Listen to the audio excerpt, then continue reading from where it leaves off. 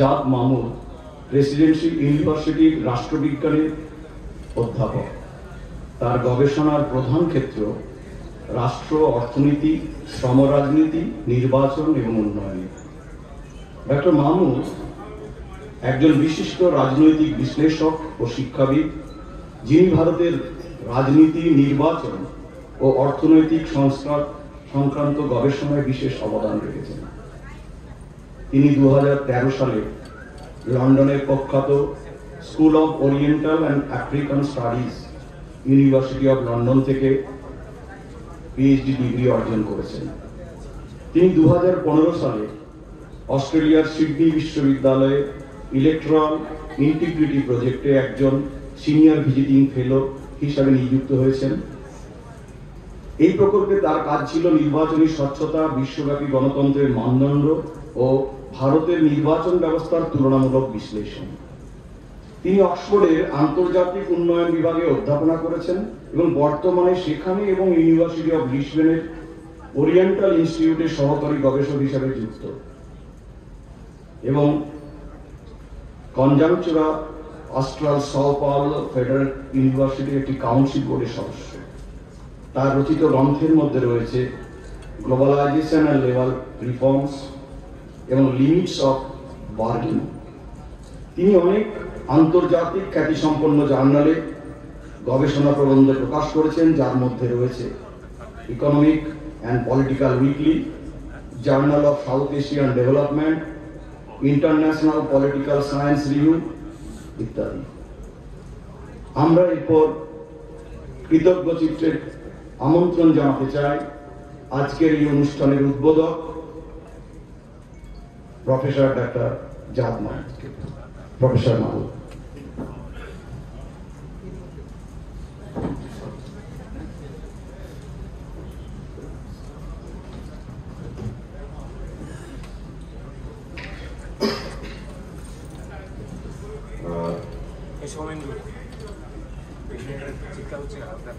সবাইকে good morning, শুভ সকাল।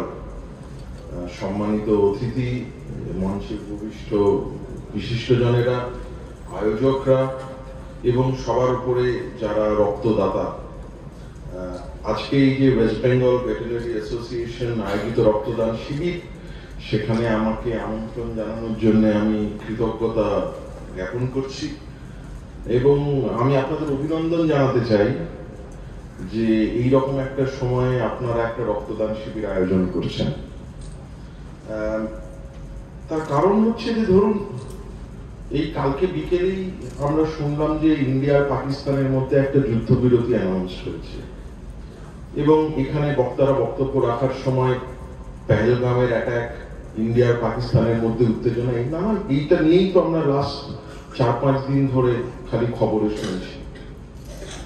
এখন দেখুন, পেহেলগামে এক ধরনের রক্তের রাজনীতি হয়েছে ধর্মের ভিত্তিতে এবং এখানে আপনাদের সেক্রেটারি বলছিলেন যে কিরকম রক্তের নামে বিভেদের রাজনীতি ভারতবর্ষে এবং সারা পৃথিবীতে, শুধু ভারতবর্ষে বলবো না, সারা পৃথিবীতেই তার বৃদ্ধি পাচ্ছে।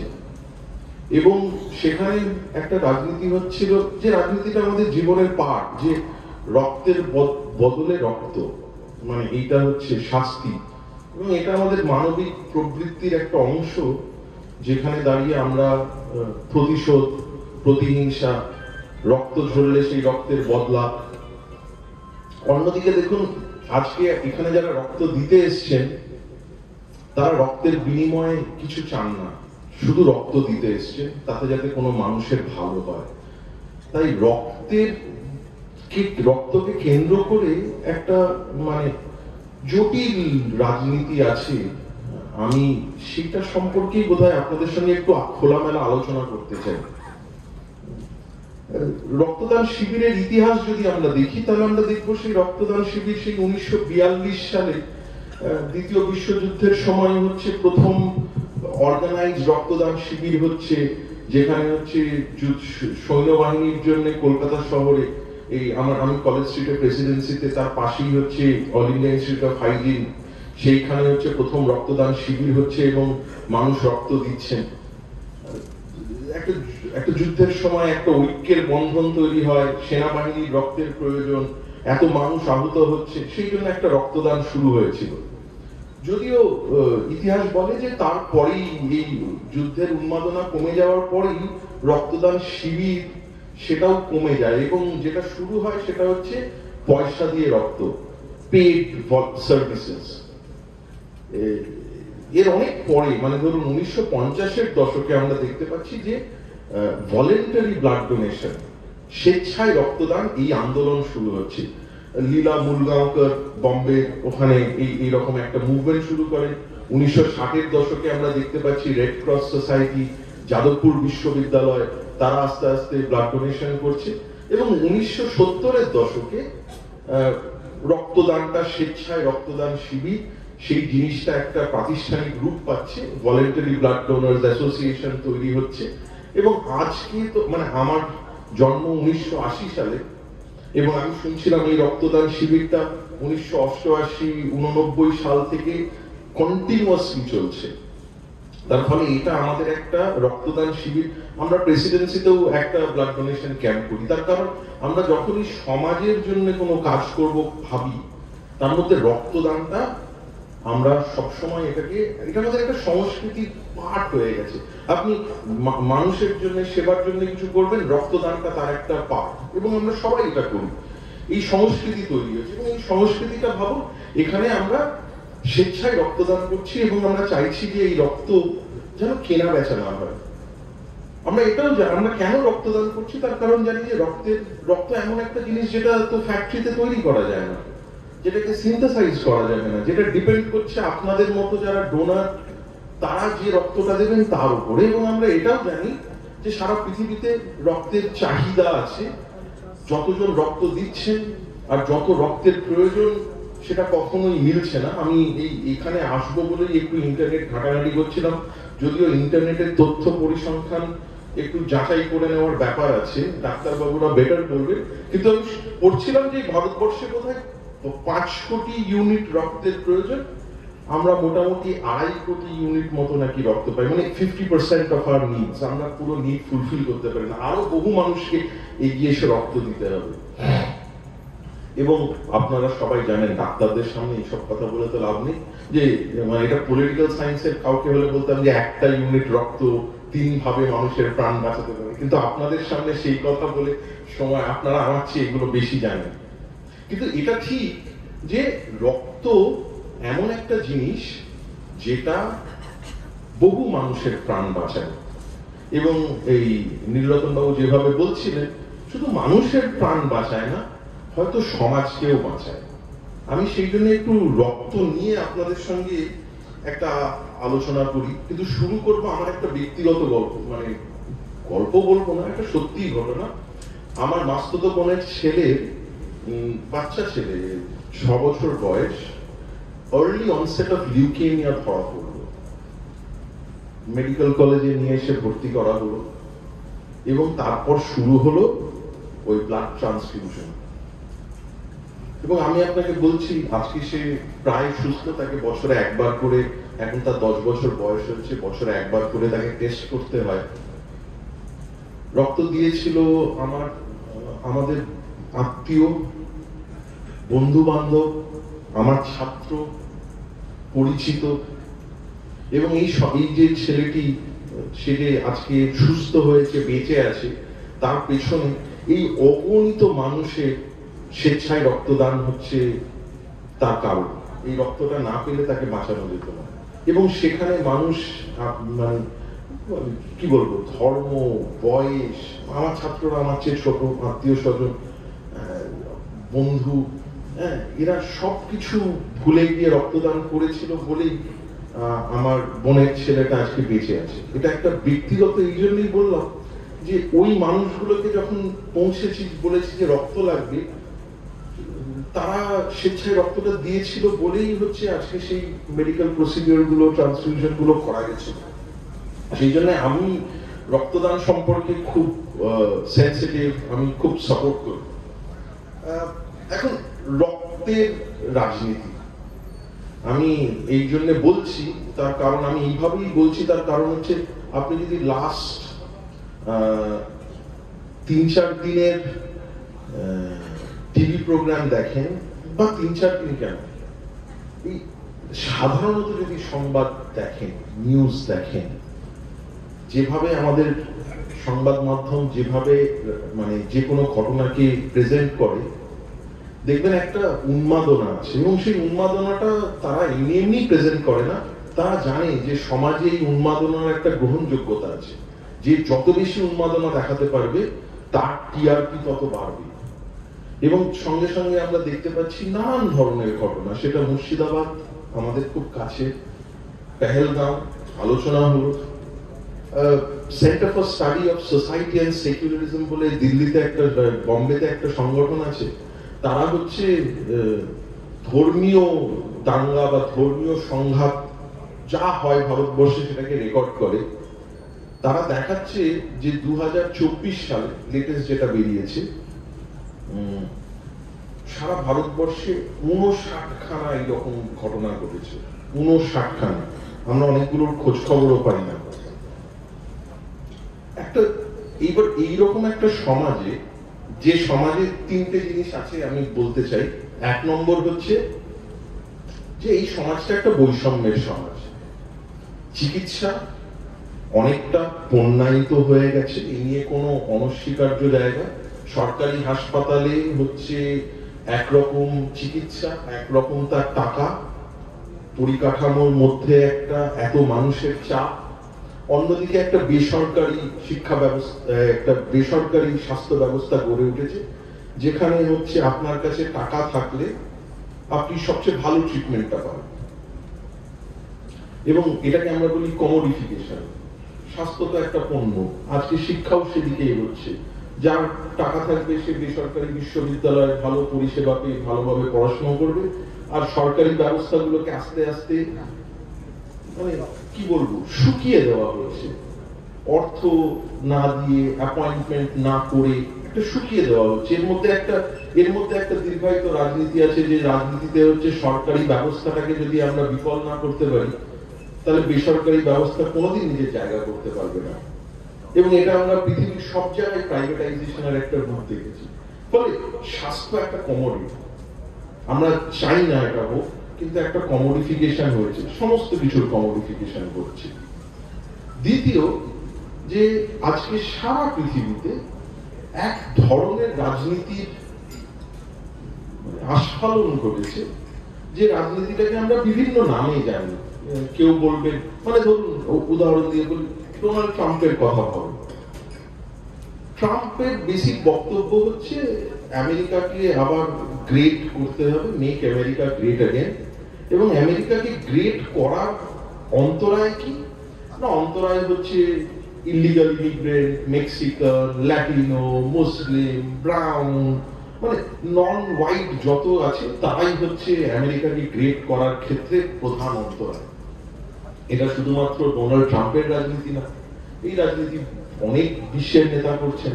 আমাদের দেশের কথায় আসি, যেহেতু আমরা ভারতীয় এবং ভারতবর্ষ নিয়েই আমাদের সবচেয়ে বেশি চিন্তা। আমাদের দেশে একটা ধরনের রাজনীতির প্রভাব ঘটছে, যে রাজনীতি আপনাকে আপনার ধর্ম, জাতি, ভাষা এর ভিত্তিতে আপনাকে ব্যাখ্যা করছে। সেটা যে কোনো ধরনের জাতপাতের রাজনীতি হতে পারে, ধর্মের রাজনীতি হতে পারে। এবং সেই রাজনীতিটার বেসিক লক্ষ্য কি? বেসিক লক্ষ্য হচ্ছে আমরা এবং ওরা। তার মৌলিক যুক্তি হচ্ছে এইটা, যে কে দেশের প্রকৃত অরিজিনাল নাগরিক, সেইটাকে ব্যাখ্যা করার জন্য নানান মানুষ নানান রকম করছে। একটা ব্যাখ্যা হচ্ছে খুব সিম্পল, পপুলিস্ট পলিটিক্স এর একটা ব্যাখ্যা, যেটাকে আমরা বলি এথনিক ন্যাশনালিজম। এথনিক ন্যাশনালিজমের বেসিক বক্তব্য হচ্ছে যে কোনো দেশে ভিত্তি হচ্ছে এক জাতি, এক ধর্ম, এক ভাষা। এটা শুধুমাত্র ভারতবর্ষে না, ইসরায়েল রাষ্ট্রটাও এই ভিত্তিতে, ইউরোপের অনেকগুলো রাষ্ট্র এই ভিত্তিতেই তৈরি হয়েছিল, এক জাতি, এক ভাষা, এক ধর্ম। এখন ভারতবর্ষ এক জাতি, এক ভাষা, এক ধর্মের মতো তো নয়। ভারতবর্ষের ইতিহাস তো অন্যরকম। তার ফলে একটা প্রয়াস চলছে ভারতবর্ষকে ওই এক জাতি, এক ভাষা, এক ধর্মের মোড়কে নিয়ে আসা। এই মোড়কে নিয়ে আসার প্রয়াসের অনেকগুলো পার্ট আছে। যেমন ধরুন, মানে আমরা যারা এখানে, আমি ছোটবেলা থেকে কলকাতায় জন্মেছি, আমরা তো কোনোদিন এরকম রামনবমী দেখিনি। আমরা ছোটবেলা থেকে দেখেছি, ধরুন একটা মজার জিনিস বলি, দেখুন জগদ্ধাত্রী পুজো কমে গেছে। আমি আগে ছোটবেলায় দেখতাম অনেক বেশি, সেদিন হতো সব ট্যাক্সির বাইরে হচ্ছে কলা গাছ বাঁধা থাকতো, জগদ্ধাত্রী পুজো হচ্ছে, তারপর হচ্ছে বিশ্বকর্মা পুজো হচ্ছে, এগুলো কি বিশাল করে পুজো হতো। আজকে আমি কলকাতায় হঠাৎ করে দেখি যে গণেশ পুজো অনেক বেড়ে গেছে, এই পুজোগুলোর একটু কমে গেছে। হ্যাঁ, আজকে ধরুন আমি ছোটবেলায় হচ্ছে রামায়ণ খুব পপুলার ছিল, তারপরে হয়েছিল মহাভারত। আপনাদের সবাই মনে থাকবে রবিবার দিন সকাল 9টা থেকে 10টা সব বন্ধ হয়ে যেত, সবাই টিভির সামনে বসে যেত। কিন্তু আমি কোনোদিন ছোটবেলায় রামচন্দ্রের বা হনুমান এত মন্দির দেখিনি। আজকে পশ্চিমবঙ্গের প্রত্যেকটা গ্রামে আপনি দেখবেন হনুমান মন্দির তৈরি হয়ে গেছে। আমি মনে হচ্ছে ছোটবেলায় যেগুলো দেখতাম যে দেবী আরাধনা পশ্চিমবঙ্গে অনেক বেশি হতো। এই যে একদিকে একরকম হওয়ার একটা প্রচেষ্টা, এটা তো ফ্যাক্ট যে ভাষাগত দিক থেকে নানান ভাবে আমাদের উপর একটা চাপ আসছে। যে যদিও আমরা জানি সংবিধান অনুসারে ভারতবর্ষের কোনো ন্যাশনাল ল্যাঙ্গুয়েজ নেই, দুটো অফিসিয়াল ল্যাঙ্গুয়েজ আছে, 22টা অফিসিয়াল ল্যাঙ্গুয়েজ আছে, দুটো মেইন ল্যাঙ্গুয়েজ আছে ইংরেজি আর হিন্দি, কিন্তু বাংলাও একটা অফিসিয়াল ল্যাঙ্গুয়েজ।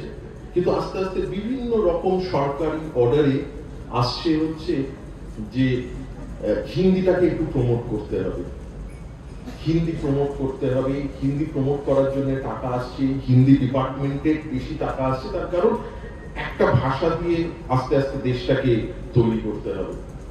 এবং এক ধর্মের বিষয়ে যত কম কথা বলা যায় ততই ভালো, এটা তো আমরা জানি যে আজকে দাঁড়িয়ে। এবং এটা মানে কোন আকারে গেছে ভেবে দেখুন শুধু, যে একটা সরকার নিজের টাকা দিয়ে একটা মন্দির বানাচ্ছে। যদি সরকারটা বিজেপি হতো এবং সরকারের প্রধানের নাম যদি নরেন্দ্র মোদী হতো, তাহলে আমি তীব্র বিরোধিতা করতাম।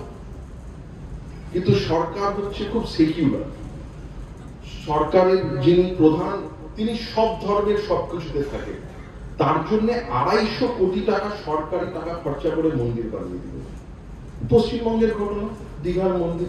আজকে এই ঘটনাগুলো এমন ভাবে ঘটছে যে আপনি এগুলো সম্পর্কে ক্রিটিসাইজ করতে পারবেন না, আপনি এগুলোকে নিয়ে খোলা মনে আলোচনা করতে পারবেন না।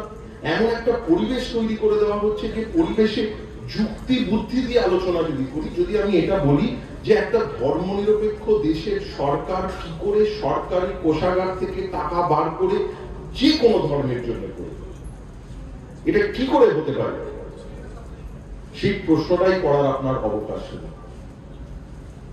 এইরকম একটা জায়গায় একটা রাজনীতি যেখানে হচ্ছে একটা সবসময় বিভেদ, সেই বিভেদটা কিন্তু আমি শুধু একটা কথা এখানেই বলছি, আমি উদাহরণগুলো বুঝতেই পারছেন একটু মানে কখনো জাতীয় স্তরে কখনো রাজ্য স্তরে নিচ্ছি। তার কারণ আমি এখানে এককভাবে কোনো একটা রাজনৈতিক দলকে কোনো একটা নেতাকে দায়ী করছি না, আমি একটা প্রবণতার কথা বলছি। যে প্রবণতাটা কেন্দ্রেও যারা আছেন রাজ্যেও যারা আছেন তাদের সবার মধ্যে বিদ্যমান। সেই বিদ্যমান হচ্ছে কখনো আপনাকে বলবে যে বাংলা নিজের মেয়েকেই চায় এবং বাঙালি চায়, অবাঙালি চায় না। সে কখনো আবার যখন উড়িষ্যা বা বিহার থেকে বা মধ্যপ্রদেশ থেকে খবর আসছে যে যে কোনো বাঙালি শ্রমিক ওখানে বাংলায় কথা বললেই তাদেরকে পুলিশ তুলে নিয়ে গিয়ে বলছে তোমরা বাংলাদেশি, কাগজ দেখাও। বাংলায় কথা বললেই হচ্ছে তাকে সাসপেন্ড করা হচ্ছে, সে ভারতীয় নাগরিক না। তো এই যে জাত, ধর্ম, ভাষা এর ভিত্তিতে একটা রাজনীতি চলছে, যে রাজনীতি হচ্ছে ঠিক যেমন বলছিলেন যে আপনি কি খাবেন, আপনি কি পড়বেন, আপনি কিভাবে ভগবানকে মনে রাখবেন বা রাখবেন না, এগুলো সবকে এক জায়গায় করা হচ্ছে এবং বলা হচ্ছে কিছু মানুষ আছে যারা হচ্ছে যথার্থ, যারা হচ্ছে অ্যাকচুয়াল নাগরিক, বাকিরা হচ্ছে অপভ্রংশ, বাকিরা হচ্ছে খারাপ, বাকিরা হচ্ছে সেকু। তার কারণ তারা সেকুলারিজমের কথা বলে, তারা ন্যায়ের কথা বলে। এই হচ্ছে একটা রাজনীতি। এই রাজনীতির সম্পর্কে আমরা সবাই ওয়াকিবহাল এবং আমাদের নিজেদের মনেও কোথাও কোথাও নানান ঘটনার মাধ্যম দিয়ে এইরকম একটা রাজনীতি কোথাও একটু জায়গা করে নেয়। ক্ষোভ, ঘৃণা, আমরা আসল প্রশ্নগুলো করার জায়গায় একটা খুব ফেমাস আমেরিকান শর্ট স্টোরি আছে, একজন ব্ল্যাক রাইটার লিখছেন যে একটা ছেলে, তার চাকরি দরকার, সে 4 মাস ধরে তার চাকরি নেই, তাকে তার বাড়ির যে মালিক সে নোটিশ ধরিয়ে দিয়েছে যে এই মাসে যদি টাকা না দাও তাহলে সে বাড়ি থেকে বার করে দেব। সে একটা চাকরির ইন্টারভিউয়ের কল পেয়েছে এবং গল্পটা শুরু হচ্ছে এইখান থেকে। এবং সে ইন্টারভিউয়ের কল পেয়ে সে ইন্টারভিউ হলে গিয়ে দেখছে প্রায় আরো 40 জন তার মতো লোক, সবাইকেই দেখে বোঝা যাচ্ছে যে তাদের অর্থনৈতিক অবস্থা খুব খারাপ, সেই রকম লোক ইন্টারভিউ দেওয়ার জন্য বসে আছে।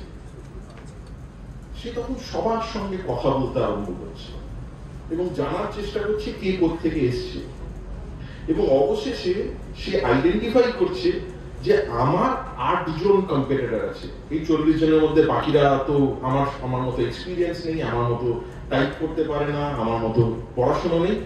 8 জন আছে যারা আমার এই চাকরিটা আমার থেকে ইন্টারভিউ পেয়ে যেতে পারে। এবং গল্পটা শেষ হচ্ছে এইখানে যে সে তখন ওই ইন্টারভিউ হলে বসে পরিকল্পনা করছে যে এই 8 জনকে কি করে বাদ দেওয়া যায়, কি করে তাদের পথ থেকে সরানো যায়।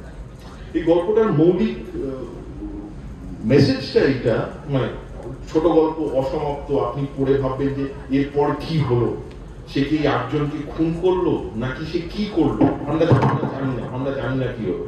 কিন্তু গল্পটার মৌলিক উদ্দেশ্য হচ্ছে এটা বলার যে ওর মতো অবস্থায় পড়ে থাকা, ওর মতো নিরাপত্তাহীনতায় ভুগতে থাকা 8 জন মানুষকে নিজের শত্রু বলে চিহ্নিত করলো। ওই ব্যবস্থাটাকে চিহ্নিত করলো না যেখানে এইরকম হাজার হাজার মানুষ তৈরি হয় যাদের কোনো নিরাপত্তা নেই। ও কখনো ভাবলো না যে এরা আর আমি এক, ও বরঞ্চ নিজেকে এদের বিপরীতে রাখলো। এবং এইটাই হচ্ছে একটা সমাজ ব্যবস্থায় হয় যেটা মানুষকে একে অপরের থেকে দূরে সরিয়ে দেয়। এর জায়গায় আজকে আপনারা শুধু ভাবুন, মানে আপনারা এখানে কেন উপস্থিত হয়েছে। এবং সেই জায়গা থেকে আমি পলিটিক্যাল সায়েন্সের কয়েকটা আমাদের থিওরি আছে সেটাকে একটু আনার চেষ্টা করব। যে আপনারা এখানে যারা এসছেন, যারা রক্ত দেবেন, তারা এটা জানেন না যে তাদের রক্ত কে পাবে, তারা জানেন না কার জীবন বাঁচাবে, তারা এর বিনিময়ে একটু টিফিন বা স্ন্যাক্স পাবেন, টাকা পাবেন না, বা অর্থনৈতিক তাদের কোনো লাভ হবে না। আপনারা এসছেন তার কারণ আপনারা মনে করেন যে রক্তদান আপনাদের একটা নাগরিক দায়িত্বের অংশ। এখন এই নাগরিক দায়িত্বটা কি, সমাজের প্রতি দায়িত্বটা কি? আমাদের রাষ্ট্রবিজ্ঞানে এইরকম অনেক থিওরি, মানে ফিলোসফাররা তো এই কাজই করেন যে তারা ভাবেন যে আমাদের সমাজের প্রতি কি দায়িত্ব হবে, কেন দায়িত্ব হবে। তো আমি প্রথম যেটা বলবো যে আমাদের একটা থিওরি পড়ানো হয়, সেই থিওরিটাকে বলা হয় যে সোশ্যাল কন্ট্রাক্ট থিওরি। তার মৌলিক বক্তব্য হচ্ছে যে আমরা সমাজ, আমরা মানুষ, আমরা সবাই মিলে এসে সমাজকে তৈরি করছি। তার কারণ একমাত্র সমাজে, একমাত্র রাষ্ট্রের মধ্যে আমরা সঠিকভাবে ভালো জীবনযাপন করতে পারবো। এবং এই একসঙ্গে আসার মধ্যে আমাদের একে অপরের প্রতি কিছু কর্তব্য আছে। কিছু কর্তব্য যেমন আমরা খুব স্পষ্টত জানি যে আমি যদি আপনার অধিকার রক্ষা করি, আপনি আমার অধিকার রক্ষা করবেন। আমাদের কিছু শেয়ার্ড আন্ডারস্ট্যান্ডিং থাকবে, রাস্তায় গাড়ি চালানোর মতো, যে সিগন্যাল দেখলে আমরা সবাই দাঁড়াবো। এটা দাঁড়ায় তার একটাই কারণ, মানে একটা কারণ হচ্ছে যে না দাঁড়ালে পুলিশ ফাইন করবে, কিন্তু আরো গুড়ো কারণটা হচ্ছে আমরা জানি আইন মানলে আপনারও জীবন সুরক্ষিত হবে, আমারও জীবন সুরক্ষিত হবে। এটাকে বলা হচ্ছে এনলাইটেড সেলফ ইন্টারেস্ট। এবং সেই সেলফ ইন্টারেস্টের জায়গা থেকে আমরা সমাজে আসছি, সমাজে একত্রিত হয়ে বাঁচি। এবং সেই একত্রিত হয়ে বাঁচার মধ্যে আমরা মনে করি যে আমাদের সমাজের প্রতি কিছু দায়িত্ব আছে। এই যে ধরুন আপনারা ডাক্তারবাবু, তাই আপনারা অনেক ভালো জানেন, এই রক্তদান করে আমরা এটা ইনশিওর করছি তো যে আমাদের হেলথ সিস্টেমে রক্তের অ্যাভেলেবিলিটি আছে। আমরা রক্তদান না করলে সেই রক্তটা আসবে কোত্থেকে? আমরা এইটুকু এনশিওর করছি যে আমি রক্তদান করলাম এবং আমি যে ব্লাডের যে কার্ডটা পাচ্ছি, আমার সংগঠন যে কার্ডটা পাচ্ছে, আগামী দিনে কারো যদি রক্ত লাগে আমি তাকে সাহায্য করতে পারবো। এই যে সিভিক রেসপন্সিবিলিটি, এই সিভিক রেসপন্সিবিলিটি, শেয়ার্ড রেসপন্সিবিলিটি হচ্ছে একটা সমাজ গড়ে তোলার ক্ষেত্রে ন্যূনতম প্রয়োজন। আজকে যদি আমরা সবাই মনে করি যে আমাদের একে অপরের প্রতি কোনো দায়িত্ব নেই, আমরা সবাই একা এবং নিজেরটা বুঝে নিই, একটা certain kind of ideological point of view, তো যে you are competing with everyone else, কোনো সহযোগিতার জায়গা নেই, এটা একটা কম্পিটিটিভ বাজার। এই বাজারে তুমি সবার সাথে কম্পিট করছো এবং কম্পিট করে তোমাকে এগিয়ে যেতে হবে। এই ফিলোসফিটাকে যদি আপনি একবারের জন্য প্রকৃত অর্থে মানতে আরম্ভ করেন, আপনার পারিবারিক সম্পর্ক, বন্ধুত্বের সম্পর্ক, পাড়ার সম্পর্ক, সামাজিক সম্পর্ক সব ভেঙে যাবে। এটা শুনতে ভালোই লাগে, কম্পিট করতে হবে সবার সাথে, লড়াই, এবং এই লড়াই হচ্ছে সবাই তোমার শত্রু। অ্যাকচুয়ালি আমরা এভাবে বাঁচতেই পারবো না। আমাদের বাঁচার জন্য ন্যূনতম প্রয়োজন হচ্ছে একটা সামাজিক বন্ধনে নিজেকে খুঁজে পাওয়া। তাই রক্তদান হচ্ছে সেই রকম একটা সামাজিক বন্ধনের কে রিনিউ করা। এই আপনি একবার করে রক্তদান করছেন, বছরে 2 বার রক্তদান করেন বা বছরে 3 বার রক্তদান করেন, ডিপেন্ড করে, বা একবারই করুন, কিন্তু এই রক্তদানের মধ্যে দিয়ে আপনি এটা এনশিওর করলেন যে পশ্চিমবঙ্গে যে 86টা ব্লাড ব্যাংক আছে, যেখানে সবসময় রক্তের একটা চাহিদা লেগে আছে, হাহাকার থাকে, সেখানে কিছুটা রক্ত গেল। এই রক্ত কাউকে একজনকে বাঁচাবে, যাকে বাঁচাবে তাকে আপনি চেনেন না এবং তার কাছ থেকে আপনি কোনো ডিরেক্টলি প্রতিদান পাবেন না। আপনি প্রতিদানটা পাবেন ওই রকম যারা রক্ত দিয়েছে তাদের কোনো একজন মানুষের কাছ থেকে, যেটা ডিরেক্টলি আপনার সঙ্গে অ্যাসোসিয়েটেড না। আপনার হয়তো কোনোদিনই রক্তের প্রয়োজন হলো না, কিন্তু আপনার প্রতিবেশী হলো, সে প্রতিদানটা পাবে। এই যে চিন্তাটা, এটাই তো রক্তদান শিবিরে আপনারা যারা রক্ত দিতে এসছেন, এটা তো একটা সোশ্যাল সলিডারিটি তৈরি করে। যখন পুঁজিবাদী সমাজ তৈরি হচ্ছে, সমাজতাত্ত্বিকরা নানান রকম থিওরি দিচ্ছেন। এমিলি দুর্খাইম, খুব ফেমাস একজন সোশিওলজিস্ট আছে, দুর্খাইম বলছে সোশ্যাল সলিডারিটি, এবং সেই সোশ্যাল সলিডারিটিটা কিভাবে তৈরি হয়, নাকি অর্গানিক্যালি তৈরি হয়। একে অপরের প্রতি সম্পর্কটা না সমাজে খুব ন্যাচারালি তৈরি হবে, জোর করে কেউ কাউকে বন্ধু বানাতে পারে না। একমাত্র একসঙ্গে থেকে একে অপরের প্রয়োজনে, একে অপরের সুখে দুঃখে ভাগ নিলে তবেই অর্গানিক সলিডারিটি তৈরি হয়। এখানে বসে বলে দিতে পারবো না আপনি বন্ধু হয়ে যান। বন্ধুত্বের এই সামাজিকতাটা, তো রক্তদান শিবির হচ্ছে সেই সামাজিকতার একটা প্রকাশ। আমরা যে একটা সমাজবদ্ধ জীব, সমাজের প্রতি আমাদের দায়িত্ব আছে, সেটাকে আমরা প্রকাশ করছি। রক্তদান শিবিরের সিমিলারলি হচ্ছে আমাদের একটা নাগরিকত্বের দায়িত্বের প্রমাণ দিচ্ছি। যেমন আমি বললাম যে আমি তো এই রক্ত পাবো না, কিন্তু কেউ একজন পাবে, এটা আমার নাগরিক রেসপন্সিবিলিটি। সবচেয়ে মজার বিষয় কি জানেন, যারা এই যে ধর্ম, জাতি, ধর্মের নামে এত বিভেদের রাজনীতি করছে, তারা যদি সত্যিকারের প্রকৃত অর্থে নিজেদের ধর্মটা দেখত, তাহলে কিন্তু তারা রক্ত নেওয়ার চেয়ে রক্ত দিতে চাইতো। আপনি পৃথিবীর যে কোনো ধর্মে মিলিয়ে নিন, খ্রিস্টানিটির একটা ফেমাস প্রিন্সিপাল হচ্ছে যে you treat your neighbour as you would treat yourself. প্রতিবেশীকে দেখো। আমাদের হিন্দু ধর্মে একটা সেবার কনসেপ্ট আছে, সেবা, পরার্থপরতা। মন্দিরে গিয়ে সেবা করো, গরিব মানুষের সেবা করো, সেবার মধ্যে মুক্তি পাবে। মাদার টেরিসা আছে। পৃথিবীর প্রত্যেকটা ধর্ম যদি আপনি দেখেন, সেই প্রত্যেকটা ধর্মে একটা পরার্থপরতার একটা জায়গা আছে, যে তুমি মানুষের ভালো করো। আমরা এমনি অর্থ নিজেদের মতো কথা বলতে গিয়ে বলি যে তুমি মানুষের ভালো করো, ভগবান তোমার ভালো করো। ভিখারি ভিক্ষা চাইতে এলেও বলে যে তুমি আমাকে টাকা দাও, তুমি আমাকে 10 টাকা দাও, আল্লাহ তোমায় 100 টাকা দেবে। এই যে একটা, মানে যদি আমি রিলিজিয়ান দিয়েই গাইডেড হই, তাহলে রিলিজিয়ানে একটা মেসেজ অফ সেবা আছে। যে সেবার বেসিক ফিলোসফিটা কি? বেসিক ফিলোসফিটা হচ্ছে তুমি তোমার কর্ম করে যাও, ফলের আশা ওই মানুষের থেকে রেখো না, ফল তুমি পেয়ে যাবে। সেটাকে নানান ভাবে, মানে যদি আপনি উপন্যাসিক হন পাওলো কোয়েলো, তখন আপনি বলবেন যে universe will conspire to fulfil your dreams. আপনি যদি ধর্ম মানেন তাহলে আপনি বলবেন যে আমি করলাম, ও আমাকে ঠকালো বা যাই করলো, ভগবান তো দেখছেন। আপনি যদি কোনো কিছু না মানেন, আপনি যদি মানবিকতায় বিশ্বাস করেন, তাহলে আপনি মনে করবেন যে একটা মানুষের আমি ভালো করলাম, এই ভালোটা ঘুরে ঘুরে ঘুরে ঘুরে আমার কাছে ফেরত আসবে বা আমার পরবর্তী প্রজন্মের কাছে ফেরত আসবে। ভালো কাজ করলে তার একটা রিটার্ন পাওয়া যায়। এই বিশ্বাসটা আমাদের একটা কমন নাগরিক মানে সামাজিক বিশ্বাস আছে, এবং এটা সেবা ধর্মের একটা পাঠ। এবং সেইখান থেকে দাঁড়িয়ে আপনি যে রক্ত দিচ্ছেন, আপনি তো যাকে যে পাবে, কে পাবে জানি না। মানে একবার এই সিরিঞ্জ থেকে রক্তটা চলে গিয়ে হিন্দু পাবে না মুসলমান পাবে, মোল্লা পাবে না পুরোহিত পাবে, নাকি নাস্তিক পাবে, আমরা জানি না। এবং এটা যে এক্ষুনি যে বলছিলেন স্টেজে উদ্বোধক ডক্টর হালদার বোধহয়, যে এই রক্ত একবার মানুষের শরীর থেকে বেরিয়ে গেলে তার জাত ধর্ম সব হারিয়ে যায়, এবং এটা মানুষকে বাঁচিয়ে রাখার জন্য খুব প্রয়োজন। তার ফলে এই সামাজিক যে বন্ধনটা রক্তের মাধ্যমে তৈরি হয়, এটাই প্রমাণ করে, মানে যেটা আপনারা বলেছেন। আমি বলছি তো, আমার কোনো বক্তব্য শুনতেও হবে না। এই যে আপনারা যে পোস্টার গুলো বানিয়েছেন, সবাই যদি পোস্টার গুলো একটু মনোযোগ সহকারে পড়েন, আমি এতক্ষণ ধরে যা বললাম তার সমস্ত কিছু এই পোস্টার গুলোতে লেখা আছে। তার ফলে এমন নয় যে আপনাদেরকে খুব নতুন কোনো কথা বলছি।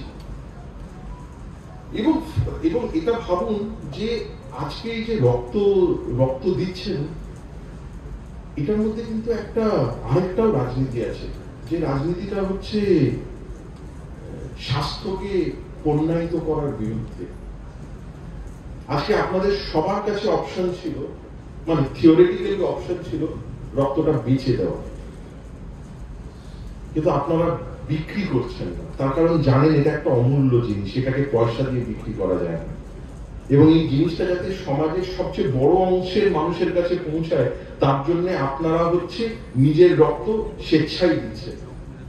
তো এইটা আপনাদের একটা, যে সমাজে দিনকে দিন সমস্ত কিছু পণ্যায়িত হচ্ছে, তার বিরুদ্ধে আপনাদের একটা রাজনীতি নয়, যেখানে দাঁড়িয়ে আপনারা রক্তকে পণ্যে পরিণত হতে দিচ্ছেন না। আপনারা বলছেন আমরা স্বেচ্ছায় রক্ত দেব এবং সেই রক্ত যাতে মানুষের ভালো করে। তো একটা জিনিস, আমি এটা আমার কি সময় শেষ নাকি না আসলে বুঝতে পারছেন। আমি ডাক্তার ব্যানার্জিকে বলছিলাম যে একজন শিক্ষককে স্টেজ ভর্তি, মানে হল ভর্তি লোকজন এবং হাতে মাইক, সময় না বলে দিলে এটা শেষ হবে না, কন্টিনিউয়াসলি বলেই যাব নানান কিছু। কতক্ষণ সময় আছে বল? তো এইটাই আমার যেটা মৌলিক বক্তব্য, যেটা আমি বলার চেষ্টা করছি, সেটা হচ্ছে যে এক ধরনের রাজনীতি চলছে, যে রাজনীতিটা হচ্ছে মানুষে মানুষে বিভেদ তৈরি করছে। এটা আপনাদেরকে বোঝানোর দরকার নেই, আপনারা জানেন। যেটা আপনাকে এটা বলছে যে ওই মানুষটাকে আপনি কিভাবে দেখবেন, ওকে আপনি ধর্মের নিরিখে দেখবেন নাকি জাতের নিরিখে দেখবেন নাকি ভাষার নিরিখে দেখবেন, কিভাবে একটা মানুষকে দেখবেন, এটা আপনাকে বলছে। অপরদিকে আপনারা বলছেন যে আমরা এইসব বিভেদের ঊর্ধ্বে গিয়ে আমরা আরেকটা রাজনীতি করছি, যে রাজনীতিতে সমস্ত সমাজ আমার অংশ, তার জন্যই আমি হচ্ছে এই রক্তদান শিবির করছি। মৌলিকভাবে ব্যাপারটা এসে দাঁড়ায় দৃষ্টিভঙ্গি, আপনি পৃথিবীকে কিভাবে দেখেন। এইটা একবারও ভাববেন না যে আপনার ক্রোধের বশে বা কখনো বিরক্তির বশে যে ধরনের চিন্তা আপনার মাথায় আসছে, সেই চিন্তাটা কিন্তু আপনাকে ব্যাখ্যা করে। আমাদের রাষ্ট্রবিজ্ঞানে ধরুন ফার্স্ট ইয়ারে যখন বাচ্চারা আসে, তাদেরকে আমরা মানে নানান কিছু আছে, আপনাদের বোর করব না, কিন্তু তিনটে মৌলিক দৃষ্টিভঙ্গি আছে, আন্তর্জাতিক ক্ষেত্রেও প্রযোজ্য, জাতীয় রাজনীতির ক্ষেত্রেও প্রযোজ্য। একটা দৃষ্টিভঙ্গি হচ্ছে যে যারা নিজেদেরকে বলে বাস্তববাদী, রিয়েলিস্ট। তাদের মৌলিক বক্তব্য হলো যে মানুষ স্বার্থপর, তার মানে প্রত্যেকটা মানুষ স্বার্থপর, আপনার পাশে যে বসে আছে সেও স্বার্থপর। তাহলে এইরকম স্বার্থপর মানুষদের সঙ্গে ডিল করতে গেলে আপনাকে কি করতে হবে? নিজের স্বার্থটাকে রক্ষা করতে হবে। আন্তর্জাতিক সম্পর্কেও সেইটাই ভাবো, পৃথিবীর অনেকগুলো দেশ আছে, সেই দেশগুলো সবাই নিজের স্বার্থ রক্ষা করছে, আপনাকেও আপনার স্বার্থ দেখতে হবে। এই স্বার্থের নানান রূপ আছে। আমাদের নাগরিক সমাজে স্বার্থ বললে আমার অর্থ চাই, আমার খ্যাতি চাই, আমার সামাজিক সুরক্ষা চাই, এটা আমার স্বার্থ। দেশের ক্ষেত্রে হচ্ছে আমার নিউক্লিয়ার ওয়েপন্স চাই, আমার সৈন্যবাহিনী চাই, আমার অর্থনৈতিক শ্রীবৃদ্ধি চাই, এটাই আমার স্বার্থ। কিন্তু মৌলিকভাবে অপরজন যে আছে সে নিজের স্বার্থ দেখে, তাই আপনি আপনার স্বার্থ দেখবেন। এটা একটা দৃষ্টিভঙ্গি সমাজকে দেখা। আরেকটা দৃষ্টিভঙ্গি হচ্ছে একটু উদারভাবে সমাজকে দেখা, উদারভাবে সমাজকে দেখার হচ্ছে যে অপরজন যে মানুষটা আছে সে তার কিছু স্বার্থ থাকতে পারে, কিন্তু তার স্বার্থ আর আমার স্বার্থের মধ্যে একটা সাযুজ্য আছে, তার স্বার্থ রক্ষার মধ্যে আমারও স্বার্থ রক্ষা আছে। তাহলে আমার ন্যাচারালি আমার যেটা করা উচিত সেটা হচ্ছে যে আমার অন্য মানুষের সঙ্গে সহযোগিতা করা উচিত, তার সঙ্গে কোঅপারেট করা উচিত। বিকজ তার যদি স্বার্থ রক্ষা হয় আমারও স্বার্থ রক্ষা। ওই ট্রাফিক সিগন্যাল, আপনিও ট্রাফিক সিগন্যাল মানলে আমিও তো অ্যাক্সিডেন্টে পড়ছি না, আমিও মানলে আপনি অ্যাক্সিডেন্টে পড়ছেন না, এইভাবে মিলে জুলে। আরেকটা দৃষ্টিভঙ্গি হচ্ছে মার্কসিস্ট দৃষ্টিভঙ্গি, যেটা এই দুটোর চেয়ে একটু বিপরীত। মার্কসিস্ট দৃষ্টিভঙ্গি বলবে যে আলটিমেটলি সমাজকে দেখতে গেলে বা আন্তর্জাতিক রাজনীতি দেখতে গেলে যেটা দেখতে হবে সেটা হচ্ছে ক্ষমতা কার হাতে, ক্ষমতাবান কে, এবং ক্ষমতা কার উপর প্রয়োগ করা হচ্ছে। এই যে যেমন ধরুন পেহেলগাম হওয়ার পর ইন্ডাস রিভার ট্রিটি ইন্ডিয়া সাসপেন্ড করলো এবং বলল যে জল দেওয়া বন্ধ করা হবে। ভারতবর্ষের প্রচুর মানুষ, আমিও এক মুহূর্তের জন্য মনে করলাম ঠিক হয়েছে, দেখিয়ে দেব, ওদের চাষবাস বন্ধ হয়ে যাবে। কিন্তু তারপর একটু ঠান্ডা মাথায় ভেবে দেখলাম যে যদি সত্যি জল না যায় তাহলে কি পাকিস্তানের যারা আর্মি জেনারেল তারা খেতে পাবে না? যারা এই টেরর ক্যাম্প গুলো বিদেশ থেকে ফান্ডিং করে তারা খেতে পাবে না? নাকি পাকিস্তানের গরিব সাধারণ মানুষ তারা খেতে পাবে না? তার কারণ চিন্তাটা হচ্ছে যে আপনি সবাইকে একত্রিত করে দেখবেন না, আপনি সমাজকে যখন ব্যাখ্যা করবেন তখন আপনি এটা বোঝার চেষ্টা করবেন যে সমাজে ক্ষমতার কেন্দ্রবিন্দুতে কে আছে। আজকে ভারতবর্ষের শাসক আর ভারতবর্ষের দরিদ্র মানুষ এক নয়, আমরা ভুলে যাই। জাতীয়তাবাদের আমরা একটা তো ইমোটিভ এলিমেন্ট আছে, মানে এটা তো অনস্বীকার্য। ভারতবর্ষ ওয়ার্ল্ড কাপ জিতলে আমার আনন্দ হয়, আমি তো ওই মানে ইন্ডিয়ান ক্রিকেট টিমের 35 জনেরও একজন নই বা কোন টিমেরই নই, কিন্তু একটা তো আত্মিক যোগাযোগ আছে, সেই আত্মিক যোগাযোগের জায়গায় খুব হয়। কিন্তু আবার ঠান্ডা মাথায় এটাও ভাবতে হয় যে আলটিমেটলি সমাজের কোন মানুষের পক্ষে আমি দাঁড়াবো, কোন মানুষের পক্ষে দাঁড়াবো এটাও একটু ভাবতে হয়। তার কারণ আমাদের সমাজটা বিভক্ত সমাজ। আমার পক্ষে এটা বলা খুব কঠিন যে আপনার জীবনের দৃষ্টিভঙ্গি কি হবে, কিন্তু জীবনের দৃষ্টিভঙ্গি যেটা হবে আপনি সেই দৃষ্টিভঙ্গি দিয়েই হচ্ছে সমস্ত কিছুকে বিশ্লেষণ করবেন। এবং সেই জন্য আমি যেটা মনে করি সেটা হচ্ছে যে ধরুন মহাত্মা গান্ধী বলেছিলেন যে a life spent in the service of others is a life lived. এটা শুধু গান্ধী বলেননি, বিবেকানন্দ বলেছেন যে সেই জীবিত যে অন্যের সেবায় অন্যরা বাকিরা সব মৃত। এবং এটা শুধু মহাত্মা গান্ধী বা বিবেকানন্দ বলেছেন এমনটা না, বহু গুণী মানুষ বলেছেন যে আপনি আপনার জীবনের মানে কি করে খুঁজে পাবেন। এবং সেখানে তারা সবাই এটা বলেছেন যে জীবনের মানে খুঁজে পাওয়ার একটা উপায় হলো নিজের জীবনটা অন্যদের কাজে উৎসর্গ করা। বিল গেটস যে পৃথিবীর সবচেয়ে ধনী মানুষ ছিল, সেও তার বলেছে 2045 সালের মধ্যে সে তার সমস্ত ব্যক্তিগত সম্পদ দান করে দেবে।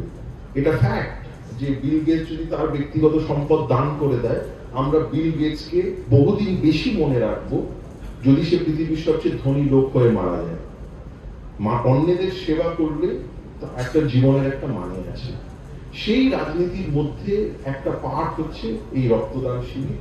আমি আপনাদেরকে কৃতজ্ঞতা জানাই, ধন্যবাদ জানাই এবং আপনাদেরকে অভিনন্দন জানাই যে আপনারা শুধুমাত্র একটা রক্তদান শিবির করছেন এমনটা না, সেই রক্তদান শিবিরের সঙ্গে যে মেসেজটা আপনারা দিতে চাইছেন সেইটার জন্য আমি আশা করব যে আপনারা হাতা গুটিয়ে রক্তদান করবেন। এবং আপনাদের অশেষ অশেষ ধন্যবাদ আমাকে এখানে বক্তব্য রাখার সুযোগ করে দেওয়ার জন্য। ধন্যবাদ।